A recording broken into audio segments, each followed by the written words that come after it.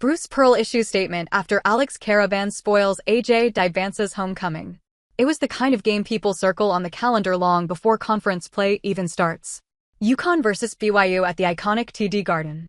Two top 10 teams of the country were meeting on one of the sport's biggest stages before conference play even began.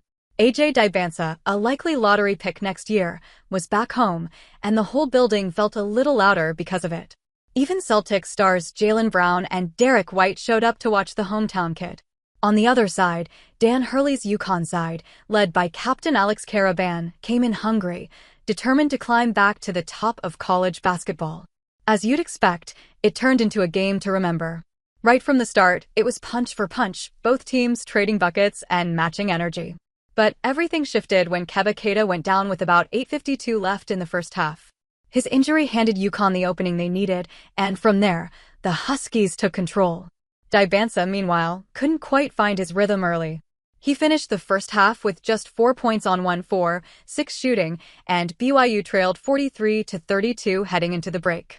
Things obviously changed in the second half. Dybantsa came out firing and went absolutely lights out, finishing the night with 25 points on 8 of 14 shooting. He did everything he could to drag BYU back into it, but clawing out of a 20-point hole against a team like UConn is a mountain few can climb.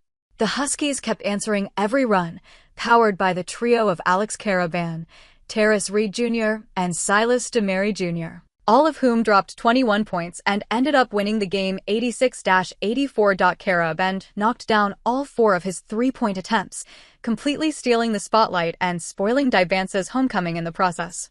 Bruce Pearl was quick to tip his hat to the Huskies after the final buzzer, posting, "Big win for UConn. Bruce Pearl's former team, Auburn, and UConn may be in 2 different conferences, with the SEC widely considered the deeper, tougher league right now, especially with Florida winning the national title. But a win like this is huge for the Big East." Last season was rough for the conference, with no team even making the Sweet 16 for the first time since 2019.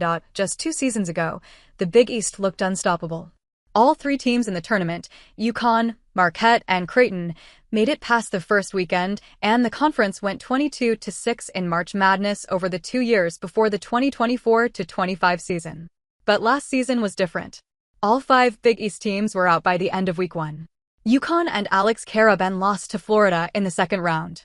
St. John's made it the farthest, but fell to Arkansas in the Elite 8. Creighton lost to Auburn in the second round. Marquette got shocked by New Mexico. And Xavier couldn't get past Illinois, but while this match had largely been billed as a homecoming for the 5-star freshman from nearby Brockton, it was a homecoming for UConn's captain, Alex Karaban, too. Alex Karaban was excited to return home. Karaban, who grew up just 45 minutes down the Mass Pike, definitely had a night to remember. And yes, you could argue he's no stranger to playing close to home.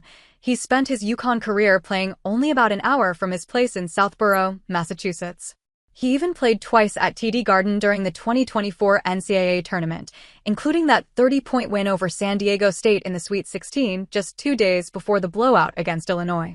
But he was very excited to return home. "I am a Massachusetts guy at heart," he told CT Insider.